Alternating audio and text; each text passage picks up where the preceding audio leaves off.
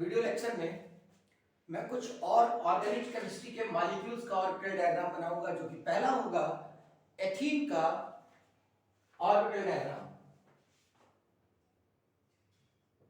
Orbital diagram of ethene. इस video lecture के last में मैं ऑर्बिटल डायग्राम पर एक बहुत बेहतरीन प्रॉब्लम दूंगा जो कि कंपटीशन में पूछी जाती है।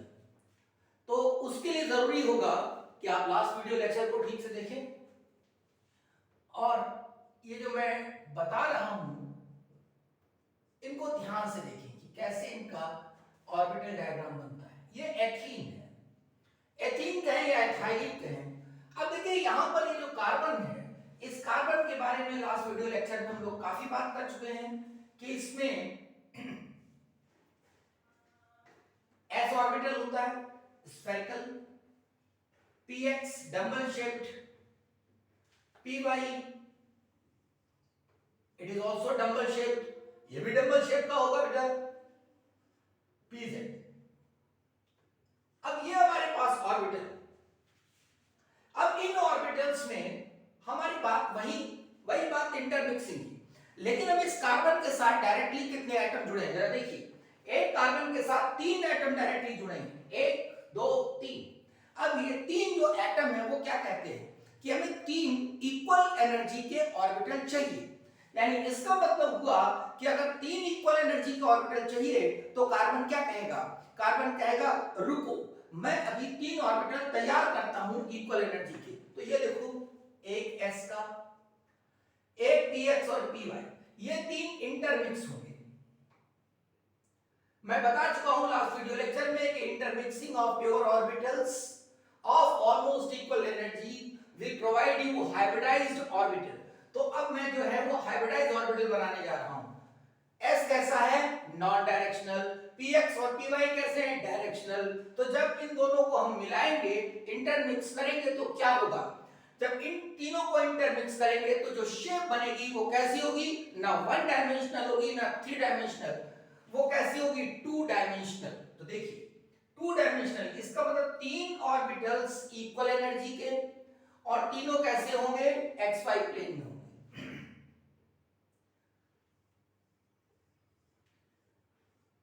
xy प्लेन में क्यों? क्योंकि ये x प्लेन में, ये y में है, ये x एक्सिस पर, ये y एक्सिस पर, और ये नॉन डायरेक्शनल। तो जब तीनों को इंटरमिक्स करेंगे जो शेप जनरेट होगी वो कहां पर होगी? वो आपकी होगी xy प्लेन में।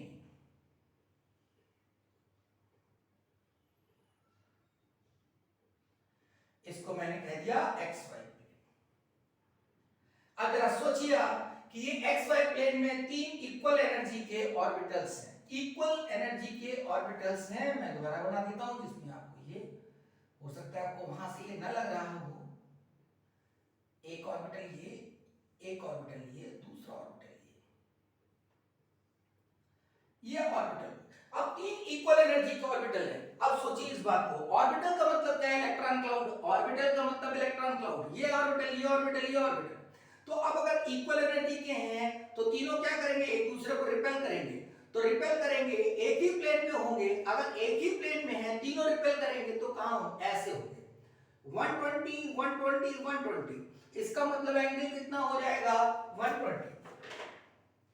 अब शेप कैसा होगा? देखिए एंगल इनका हो गया 120 हो गया बेटा, angle 120 degree, shape trigonal planar.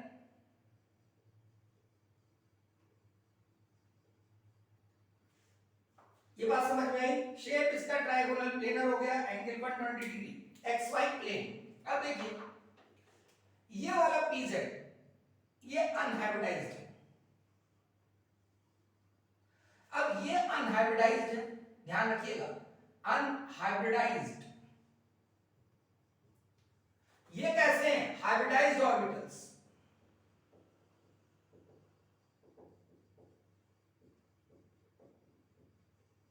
ये हाइब्रिडाइज्ड ऑर्बिटल 3 हो गए और ये अनहाइब्रिडाइज्ड। अब इनको एक साथ लिखा जाए, एक साथ बनाया जाए तो कैसे बनेंगे? देखिए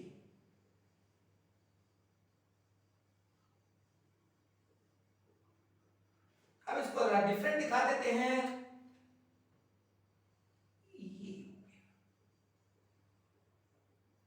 अब देखिए ये आपका sp2, ये sp2, ये sp2, क्यों? क्योंकि एक s का है और दो p के हैं, तो ये कार्बन कैसा हुआ? sp2 hybridise. और ये कैसा है? ये unhybridize, perpendicular to the plane. ये ध्यान देना बहुत जरूरी है कि ये जो ऑर्बिटल्स हैं ये किस में है बेटा? ये xy प्लेन में है। बहुत इंपॉर्टेंट बात है ये xy प्लेन है, xy प्लेन, और ये pz, ये z एक्सिस। इसका मतलब हाइब्रिडाइज ऑर्बिटल्स जो होंगे वो क्या होंगे? अनहाइब्रिडाइज के परपेंडिकुलर इस स्ट्रक्चर में। अब जैसा ये कार्बन, अब देखिए ध्यान से, अगर कभी भी आपको sp2 हाइब्रिडाइज कार्बन बनाना है, अगर आपको sp2 हाइब्रिडाइज कार्बन बनाना है तो ये फूल जो उठा करके, हमेशा ध्यान रखो ये फूल ऐसा है, ये फूल बनाना है आपको। अगर sp2 बनाना है, अगर आपको sp3 बनाना है तो आपको ऐसा फूल बना देना है। अब इसी पे सवाल बन जाएंगे, आगे मैं कराऊंगा, अभी आप देखिए आगे। फिलहाल हमारे पास ये स्ट्रक्चर है जिसको कि हमें बनाना है, इसका ऑर्बिटल डायग्राम बनाना है। देखिए तो देखिए बेटा, ये कार्बन, मैं थोड़ा सा फास्ट हम लोग काम करते हैं। देखिए ये ऐसा हुआ, ये ऐसा हुआ। इन सब का मैकेनिज्म में बहुत जरूरत पड़ने वाला है, इसलिए इनको आप हल्के में ना लें, इनको आप बहुत अच्छे से समझें। ये सब आपको मैकेनिज्म में काम आएंगे, टफ क्वेश्चन में सब काम आएंगे। देखो जैसा ये कार्बन sp2 है वैसा ये sp2 कार्बन है। अब हमारे पास यहां पर ये रहा इसका pz, ये रहा इसका pz, ठीक है। अब देखो ये pz हो गया, अगर मैं इसमें दिखाना चाहूं ये परपेंडिकुलर टू द प्लेन है तो मैं कुछ ऐसे दिखा दूंगा इसको। pz हमेशा परपेंडिकुलर टू द प्लेन होगा। अब देखिए ये sp2 है, नो प्रॉब्लम, ये sp2 है, ये sp2 है। अभी मैं इसका बहुत बेहतरीन यूज बताऊंगा, आपको आता भी होगा तो रिवाइज हो जाएगा, अगर आता होगा तो रिवाइज हो जाएगा, नहीं तो अच्छे से सीख लेंगे उसको। अब देखिए मेरा बेटा, यहाँ पर हाइड्रोजन, हमने बताया था हाइड्रोजन के पास एक इलेक्ट्रॉन होता है, यानी उसके पास एक ही ऑर्बिटल, s ऑर्बिटल। तो अब s ऑर्बिटल है तो मैं उसको कैसे दिखाऊंगा? इस तरह, s ऑर्बिटल। ऑर्बिटल के बारे में जानना बहुत जरूरी होता है। अगर आपको ऑर्गेनिक केमिस्ट्री के अंदर कंसेप्चुअली जाना है, बहुत अच्छे से समझना है, तो आपको ऑर्बिटल डायग्राम ठीक से समझने चाहिए। जब आप इसको बहुत अच्छे से समझेंगे तो आपको एरोमेटिसिटी खुद समझ आएगी, आप मैकेनिज्म खुद समझ लेंगे, एक एक चीज में आगे बढ़ते चले जाएंगे। देखिए कि मैंने इसमें इसके न्यूक्लियस को बना दिया। मैंने न्यूक्लियस क्यों बनाया? लास्ट वीडियो लेक्चर में अगर आप देखेंगे तो मैंने वहां बताने की कोशिश की है कि सिग्मा बॉन्ड किसे कहते हैं। इफ द ओवरलैपिंग एरिया, ध्यान से सुनिए मेरा बेटा, मेरा बच्चा, मेरा लाल, if the overlapping area is appeared on the internuclear axis, the overlapping gives sigma bond। अब देखो यहां पर देखा जाए, अगर मैं इस न्यूक्लियस को मिलाता हूं, ये न्यूक्लियस को मिलाया मैंने, ये न्यूक्लियस को मिलाया मैंने, तो अब यहां पर ये सिग्मा बॉन्ड क्रिएट हुआ। ये जो ओवरलैपिंग आ रही है इंटरन्यूक्लियर एक्सिस पे आ रही है, ये जो ओवरलैपिंग आ रही है इंटरन्यूक्लियर एक्सिस पे आ रही है, ये सिग्मा बॉन्ड, ये जो ओवरलैपिंग है ये इंटरन्यूक्लियर एक्सिस पर। सेम चीज यहां सिग्मा बॉन्ड। देखो इस न्यूक्लियस को इस न्यूक्लियस को मिलाया तो यहां पर सिग्मा बॉन्ड क्रिएट हुआ, सेम चीज। यानी दिमाग में आपके बैठना चाहिए कि अगर इंटरन्यूक्लियर एक्सिस पर कोई ओवरलैपिंग एरिया है तो वो सिग्मा बॉन्ड देगा। तो इसका मतलब पाई बॉन्ड क्या होगा? अब पाई बॉन्ड सुनिए, पाई बॉन्ड क्या होगा यहीं पर देखा जाएगा। ये pz, ये pz,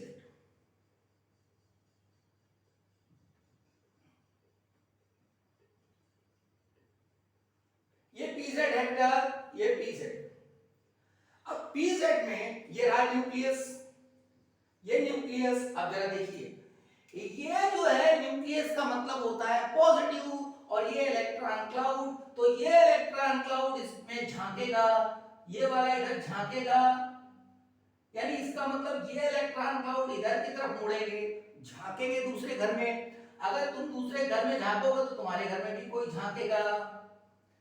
अब इस चक्कर में क्या होगा, इस चक्कर में होगा मेरा बेटा ये कि इन दोनों की खोपड़ी लड़ जाएगी, ये ऐसे ऐसे ऐसे, ये लड़ गई, ये ऐसा हो गया, यानी यहां पर ओवरलैपिंग ये आई, ये ओवरलैपिंग आई, ये ओवरलैपिंग आई, बात समझे? इन दोनों की खोपड़ी लड़ गई, यानी इसका मतलब यहां पर ओवरलैपिंग हो गई। अब ये ओवरलैपिंग देखिए, ये न्यूक्लियस अगर इसको मिलाया जाए तो ये इंटरन्यूक्लियर एक्सेस हुआ, अगर न्यूक्लियस को मिलाएंगे तो इंटरन्यूक्लियर एक्सेस हो गया। अब इंटरन्यूक्लियर एक्सेस के परपेंडिकुलर ओवरलैपिंग मिल रहा है, इंटरन्यूक्लियर एक्सेस के परपेंडिकुलर। तो ध्यान से सुनिए, if the overlapping is appeared perpendicular to the internuclear axis, ये रहा इंटरन्यूक्लियर एक्सेस बेटा, और इसके परपेंडिकुलर हमें ये ओवरलैपिंग मिल रही है, तो this type of overlapping is known as lateral overlapping, lateral overlapping area, इसको कहते हैं lateral overlapping area या sidewise overlapping area। तो lateral overlapping area या sidewise overlapping जो एरिया आपको दिखाई दे रहा है यहां पर, it gives pi bond, इसको कहते हैं pi bond। बहुत इंपॉर्टेंट बात, बहुत ही इंपॉर्टेंट बात है। क्या इंपॉर्टेंट बात देखिए, यहां पर जब हम मैकेनिज्म पे पढ़ाएंगे आपको तो कैसे बनाएंगे पाई बॉन्ड को, ऐसे।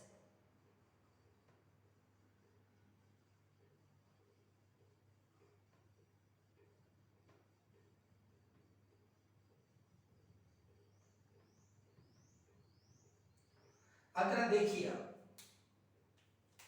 यहां पर न्यूक्लियस को अगर मिलाएं तो ये परपेंडिकुलर पर ओवरलैपिंग एरिया आ रहा है, यानी इलेक्ट्रॉन क्लाउड डेंसिटी जो होगी, मेरी बात सुनिएगा ध्यान से, electron cloud density is at the perpendicular position to the internuclear axis.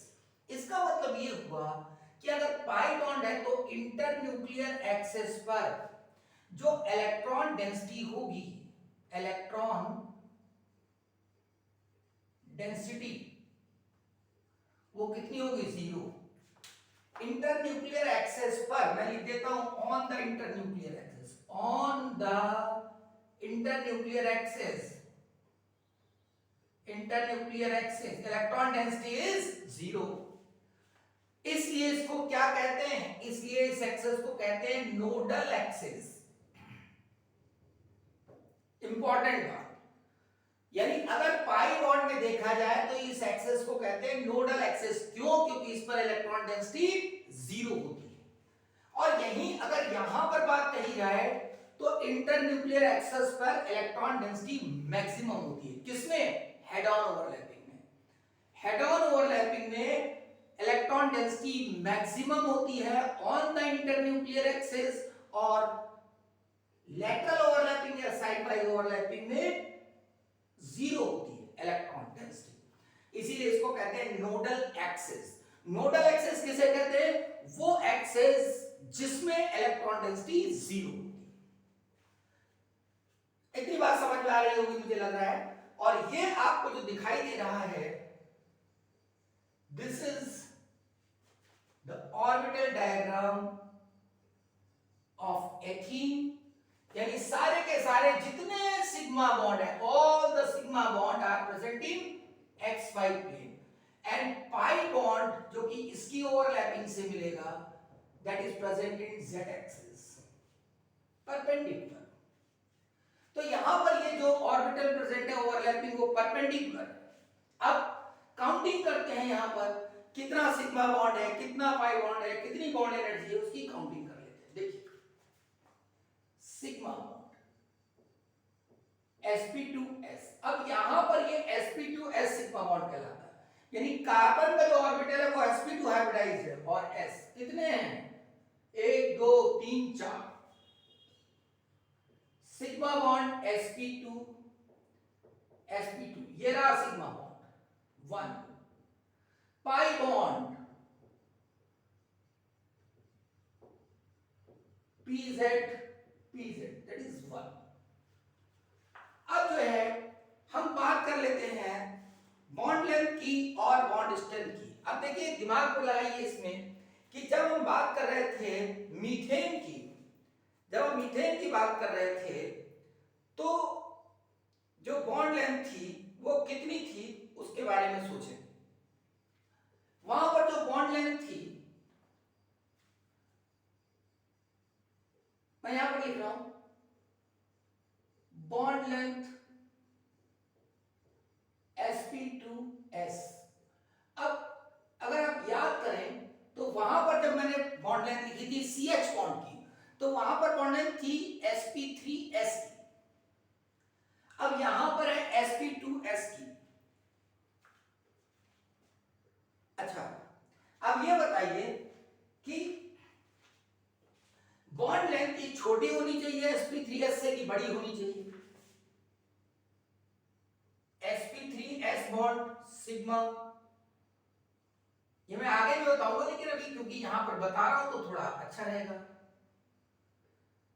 तो s का कैरेक्टर जितना ज्यादा होगा, जितना s का कैरेक्टर ज्यादा होगा उतना उसकी प्रॉपर्टी का रिजेंबलेंस ज्यादा होगा।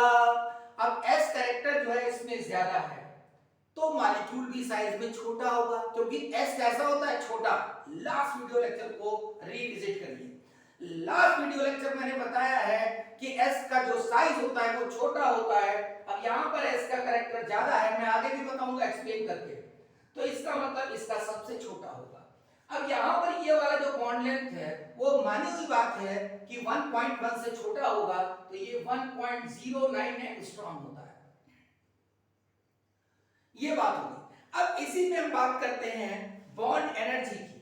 अगर बॉन्ड एनर्जी देखा जाए तो इसकी बॉन्ड एनर्जी उससे ज्यादा हो जाएगी। यहां पर लिख लेते हैं बॉन्ड एनर्जी, मेरा ख्याल है दिख रहा होगा।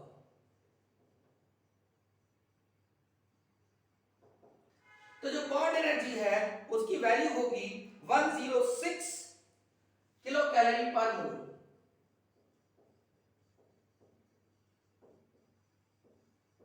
अब यहां पर क्या होगा, अगर जो बॉन्ड लेंथ है वो छोटी होती जाएगी तो बॉन्ड स्ट्रेंथ ज्यादा होती जाएगी। जितना बॉन्ड लेंथ छोटा उतना बॉन्ड स्ट्रेंथ ज्यादा होगा। अब हम बात कर लेते हैं यहां पर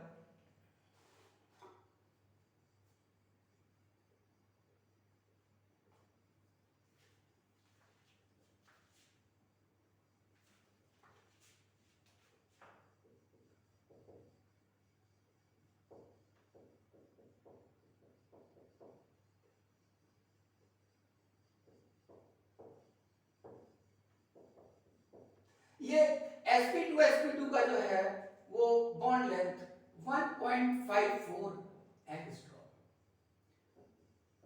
ये हो जाएगा आपका बॉन्ड लेंथ हो गई 1.4 एंगस्ट्रॉम और जो बॉन्ड एनर्जी होगी वो 122 से लेकर के एक रेंज को फॉलो करता है 164 किलो कैलोरी पर मोल। तो ये जो डेटा है वो आपको याद रहेगी तो अच्छा रहेगा। ये हमारा स्ट्रक्चर हुआ है एथीन का। अब इस एथीन के स्ट्रक्चर के बाद हम लोग देखते हैं एथाइन का स्ट्रक्चर। इसमें इंपॉर्टेंट बात क्या है? लेटरल ओवरलैपिंग या साइड वाइज ओवरलैपिंग। तो जो जो आपका हेड ऑन ओवरलैपिंग होता है या हॉरिजॉन्टल ओवरलैपिंग होता है दैट इज सिग्मा बॉन्ड, और उसमें क्या होता है along the axis या on the internuclear axis electron density बहुत ज्यादा होती है। इलेक्ट्रॉन डेंसिटी बहुत ज्यादा होती है, इंपॉर्टेंट बात है। और यहां पर पाई बॉन्ड में कैसी होती है? इलेक्ट्रॉन डेंसिटी जीरो होती है, इसीलिए इसको हम कहते हैं नोडल एक्सिस। और अब हम चलते हैं अगले स्ट्रक्चर पर दैट इज एथाइन। तो एथाइन का ऑर्बिटल डायग्राम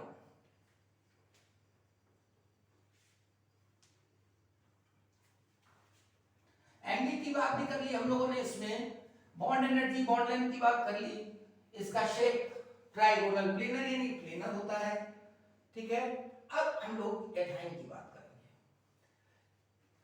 अब देखिए यहां पर अगर एथाइन की बात करूं तो ये स्ट्रक्चर हुआ एथाइन का, ध्यान है इस बात का, ये एथाइन हुआ या एसिटिलीन कह सकते हैं। अब देखिए थोड़ा सा फास्ट देखते हैं इसमें। अब एक ही कार्बन से डायरेक्टली दो एटम जुड़े हैं, इसका मतलब जो इंटरमिक्सिंग होगा वो दो ऑर्बिटल का होगा, एक s का और एक px का। जब दो का होगा तो ये तो नॉन डायरेक्शनल है, ये कैसा है, डायरेक्शनल है, यूनिडायरेक्शनल है, एक ही डायरेक्शन में है।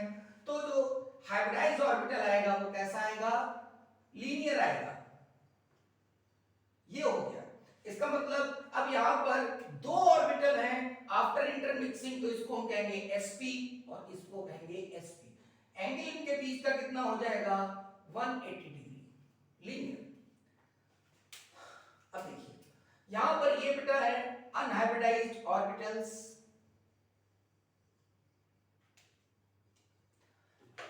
तो यहां पर इसको ऐसे दिखा देते हैं।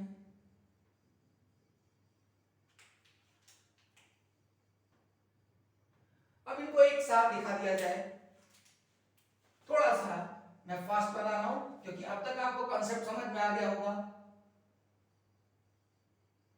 ये कार्बन,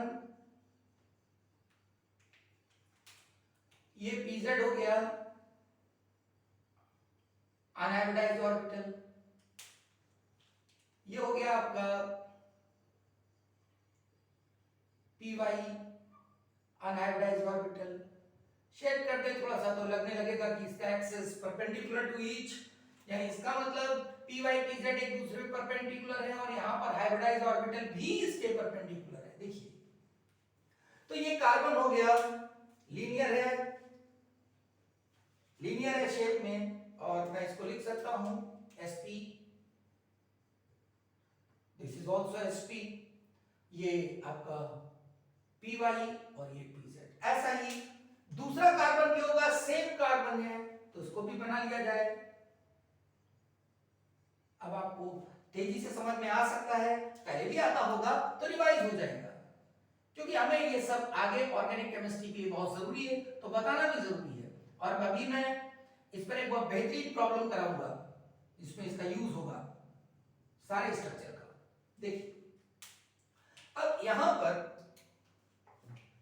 ये हाइड्रोजन को मैं स्फेरिकल इस तरह दिखा सकता हूं क्योंकि हाइड्रोजन स्फेरिकल होता है, ये न्यूक्लियस, ये nucleus.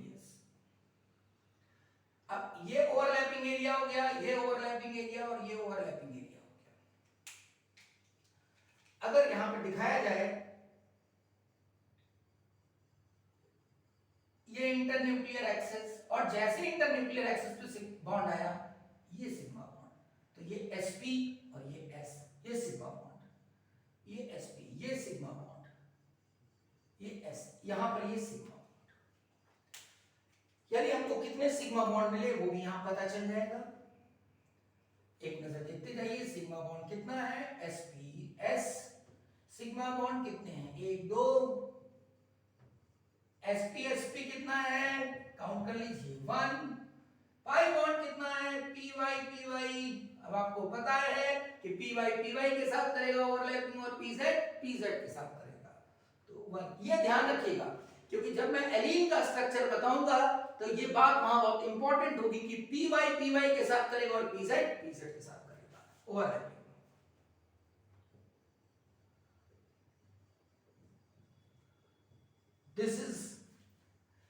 This is collective information about the,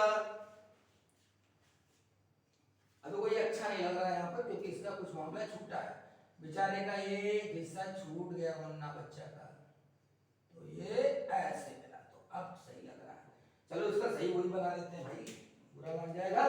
तो यहाँ पर ये ओवरलैपिंग इसकी हो रही है, py की ओवरलैपिंग ये ऐसे हो रही है, और ये हो रही है आपकी pz की ओवरलैपिंग, यानी ये पाई बॉन्ड। यानी अगर आप ऐसे इसको और अच्छे से देखना चाहें तो आप देख सकते हैं कुछ इस तरह,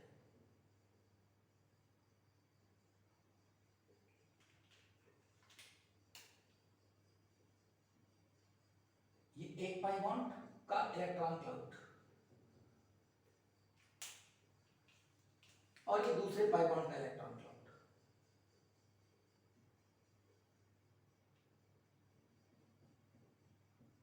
ये एक दूसरे के परपेंडिकुलर है, ध्यान है।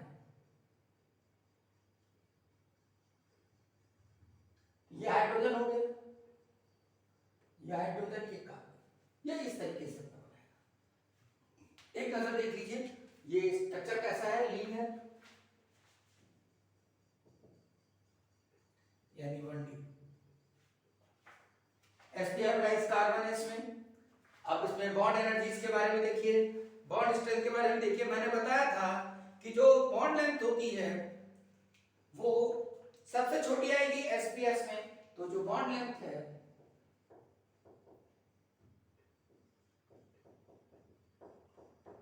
.02 एंगस्ट्रॉम, कुछ थोड़ा इधर उधर भी हो सकता है, लेकिन 1.02 एंगस्ट्रॉम होगा इसकी बॉन्ड लेंथ।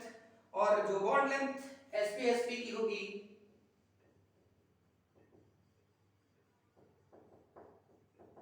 मेरा ख्याल ये आता है आपका 1.2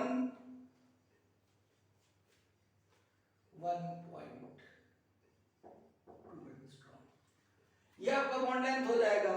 और जब बॉन्ड स्ट्रेंथ की बात आएगी, यहां पे बॉन्ड स्ट्रेंथ,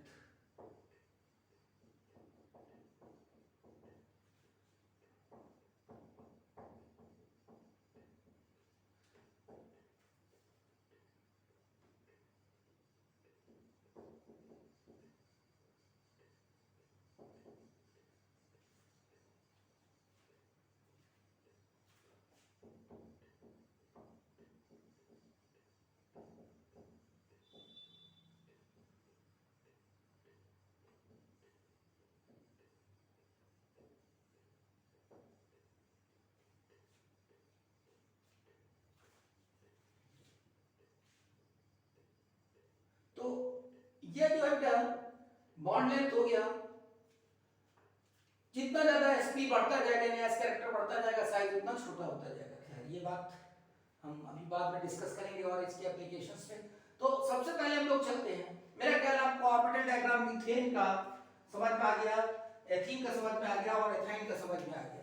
अब हम थोड़ा सा इसमें क्वेश्चंस की बात करते हैं कि किस तरीके का क्वेश्चन हम बन सकते हैं इसमें। जरा देखिए, पहला क्वेश्चन इसमें बताते हैं।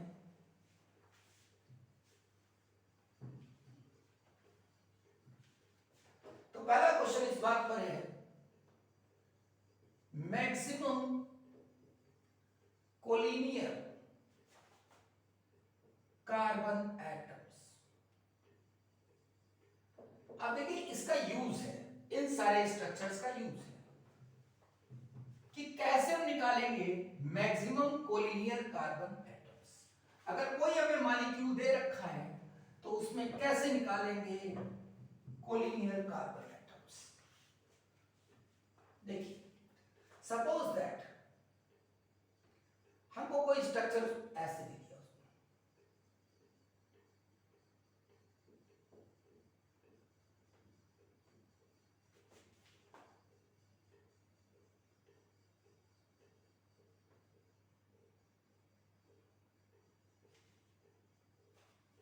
ये छोटा सा स्ट्रक्चर, और वो कह रहा है कि इसमें मैक्सिमम कोलिनियर कार्बन एटम बताइए। अब इतने सारे क्वेश्चंस उसमें कह रहा है। पहला question, number of sp3s bonds. दूसरा sp-sp बॉन्ड। तीसरा sp2s बॉन्ड, सीक्वेंस में लिख देते हैं, sp2s बॉन्ड, sp बॉन्ड। चौथा sp2sp2 बॉन्ड। पांचवा sp-sp बॉन्ड।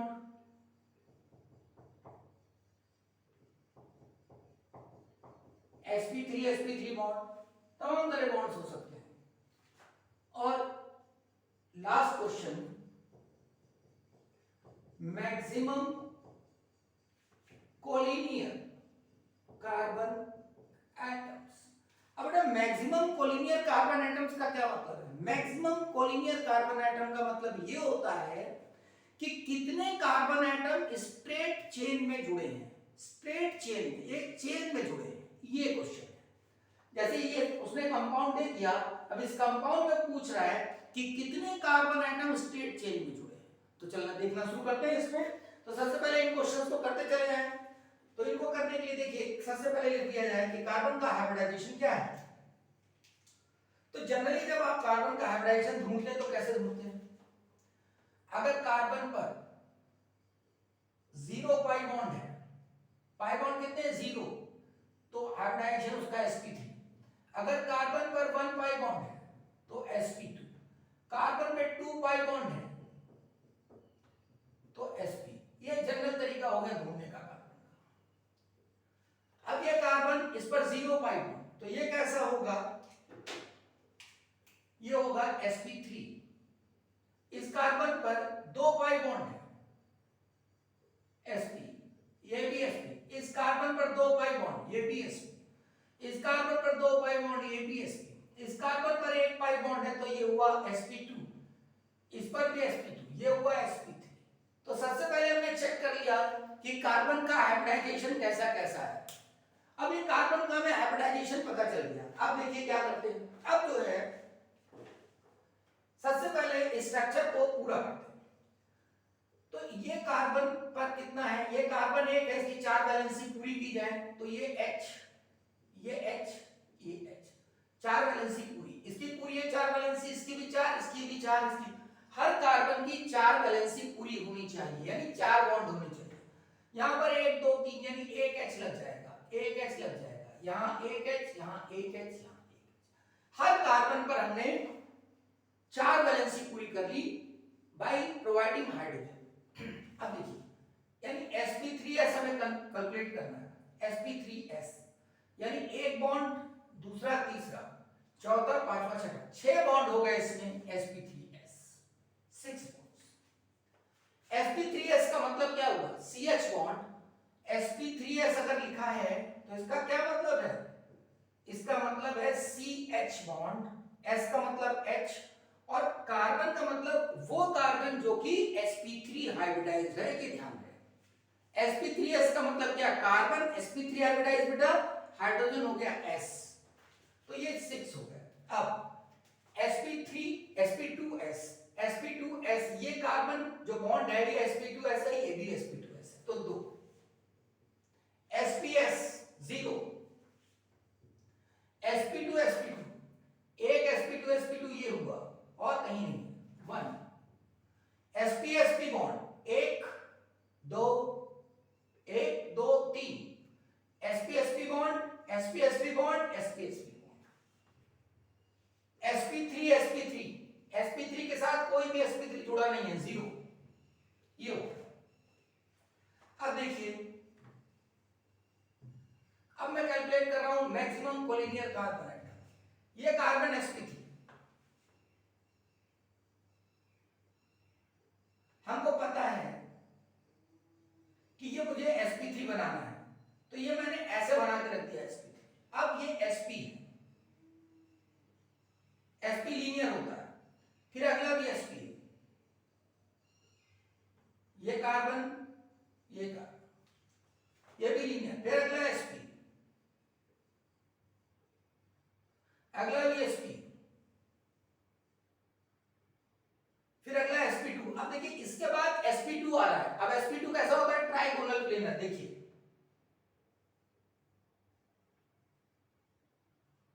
ये ट्राइगोनल प्लेनर हुआ। उसके बाद फिर sp2, फिर ट्राइगोनल प्लेनर,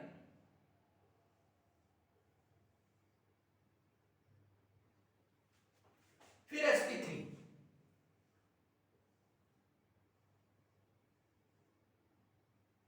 ये sp3।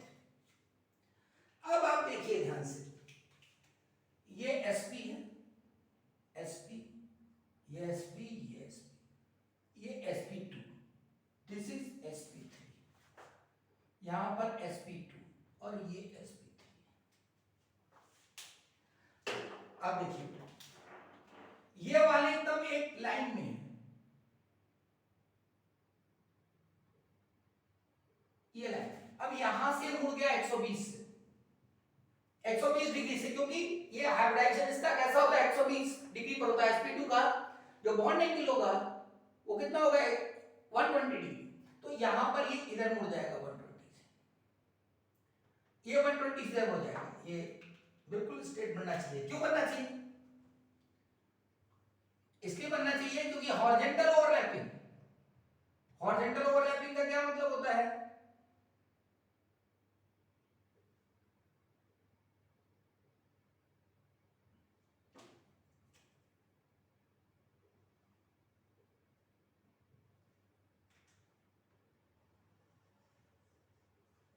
ऐसे बनाया जिसमें साफ दिखाई दे, इसलिए मैंने इसको बनाया। अब देखो यहां पर फिर जो है वो 120 से घूम गया ना,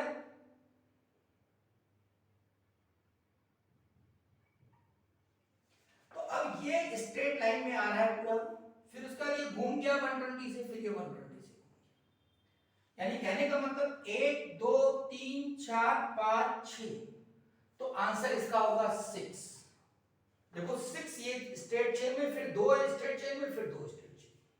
ये मैंने क्यों किए? क्योंकि सब हॉरिजॉन्टल ओवरलैपिंग है, हेड ऑन ओवरलैपिंग, सारे सिग्मा बॉन्ड स्ट्रेट लाइन में आएंगे। मेरा ख्याल बात समझ में आई। तो आप सोचेंगे कि क्या हमें ये बार बार बनाना होगा? नहीं, बनाना नहीं होगा, ये मैंने समझाने के लिए बनाया। क्या करना होगा? देखिए, जितने भी कार्बन, ये तो समझ गए, इसको मैं हटा रहा हूं, यहीं पर लिख देता हूं।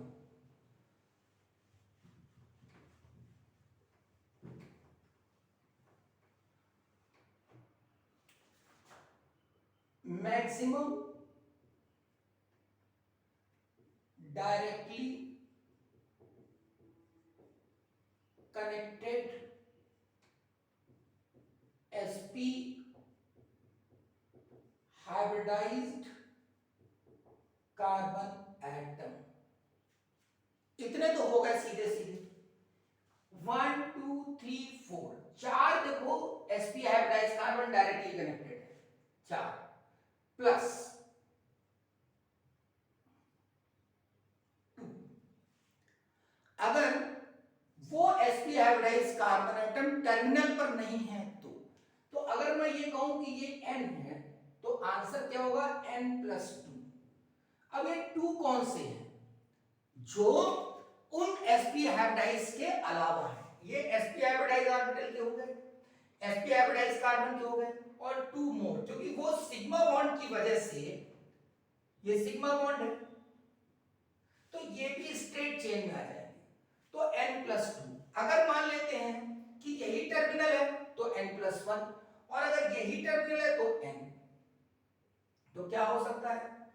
n+1 या n+2। अगर सारे के सारे मान लेते हैं ऐसे दे दे,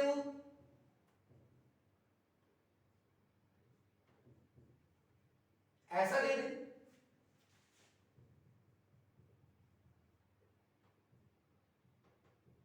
ऐसा दे दे,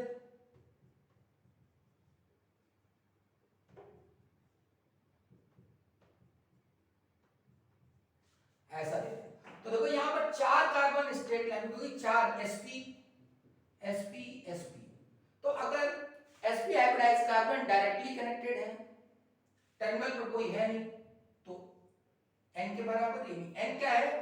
n is the directly connected sp hybridised carbon atom. तो ये 4, यहां पर क्या हो जाएगा n+1, 4 + 1 5, यहां पर क्या हो जाएगा 1 2 3 4, 4 और 2 6, इस तरह हो जाएगा। तो ये इसका एक एप्लीकेशन हुआ, जो कि आपको हाइब्रिडाइजेशन पता होगा तभी आप कर पाएंगे। अब दूसरी बात,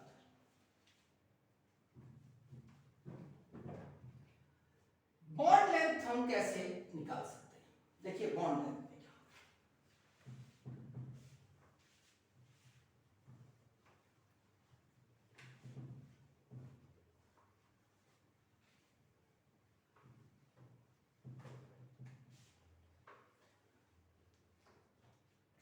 देखिए s का परसेंटेज जितना ज्यादा होगा, s का परसेंटेज जितना ज्यादा होगा, उतना साइज में परसेंटेज ज्यादा, साइज छोटा। s का परसेंटेज जितना जितना ज्यादा होता जाएगा साइज उतना छोटा। क्यों? क्योंकि S का कैरेक्टर है कि वो साइज में छोटा होता है। तो क्या होगा? तो भाई बॉन्ड लेंथ भी छोटी होगी, तो क्या होगा? तो बॉन्ड स्ट्रेंथ ज्यादा होगी, तो क्या होगा? इलेक्ट्रोनेगेटिविटी ज्यादा होगी। तो अगर मैं बात करूं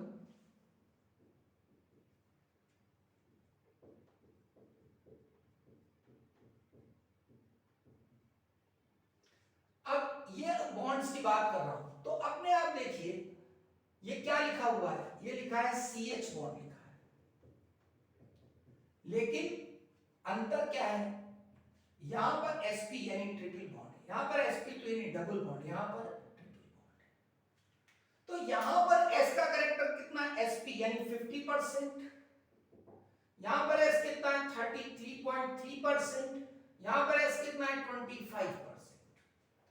sp में 50% s दो है ना, यानी sp के लिए s कितना होगा? 1/2 into 100, 1/2 into 100, 50%, 50%। अगर मैं कहूं sp2 तो क्या होगा?